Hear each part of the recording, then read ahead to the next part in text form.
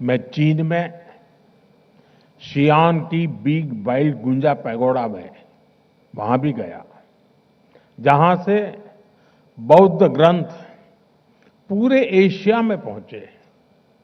वहां भारत की भूमिका आज भी स्मरण की जाती है। मैं मंगोलिया के गंदन मठ में गया तो मैंने देखा कि लोगों की आंखों में बुद्ध की विरासत से कितना जुड़ाव है। श्रीलंका के अनुराधापुरा में जयाश्री मोहाबोधि के दर्शन करना, उस परंपरा से जुड़ने का एहसास था जिसके बीज सम्राट अशोक, भिक्खु महेंद्र और संघमित्रा जी ने बोए थे। थाईलैंड के वाट फो और सिंगापुर के बुद्ध टूथ रेलिक मंदिर की यात्राओं ने भगवान बुद्ध के संदेशों के प्रभाव को लेकर मेरी समझ को और गहराई दी। साथियों, मैं जहां जहां गया, मेरा प्रयास रहा कि मैं भगवान बुद्ध की विरासत का एक प्रतीक वहां के लोगों के बीच में जोड़ करके लौटूं। और इसलिए चीन, जापान, कोरिया, मंगोलिया, मैं जहां भी गया बोधि वृक्ष के पौधे लेकर के गया था। आप कल्पना कर सकते हैं, जिस हिरोशिमा पर, उस हिरोशिमा शहर को एटम बम ने तबाह कर दिया था, वहां के बॉटनिकल गार्डन में बोधि वृक्ष का होना मानवता के लिए कितना बड़ा मैसेज बना है। साथियों, भगवान बुद्ध की हमारी ये साझा विरासत इस बात का भी प्रमाण है कि भारत सिर्फ पॉलिटिक्स, डिप्लोमेसी और इकोनॉमी से ही नहीं जुड़ता, बल्कि हमारा जुड़ाव कहीं गहरा है। हम मन और संवेदनाओं से जुड़े हैं। हम आस्था और अध्यात्म से भी कनेक्टेड हैं।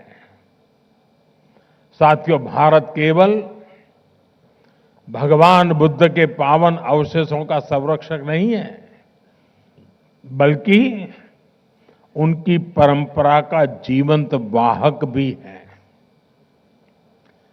पिपरवा, वैशाली, देवनी मोरी और नागार्जुन कोंडा जैसे प्राप्त भगवान बुद्ध से जुड़े अवशेष बुद्ध के संदेश की जीवित उपस्थिति है। भारत ने इन अवशेषों को साइंस और अध्यात्म हर रूप में संभाला है, सहेजा है। साथियों, भारत का ये भी निरंतर प्रयास रहा है कि दुनिया में बौद्ध विरासत से जुड़े भी स्थान हो, जो भी स्थान हो, उनके विकास के लिए हम यथासंभव योगदान दे सकें। जब नेपाल में आए भीषण भूकंप ने प्राचीन स्तूपों को नुकसान पहुंचाया, तो भारत ने उसके पुनर्निर्माण में सहयोग दिया। म्यांमार के बागान में आए भूकंप के बाद हमने 11 से अधिक पगोड़ाओं का संरक्षण किया। ऐसे अनेक उदाहरण हैं। भारत में भी बौद्ध परंपरा से जुड़े स्थानों और अवशेषों की खोज और उनके संरक्षण का काम निरंतर चल रहा है।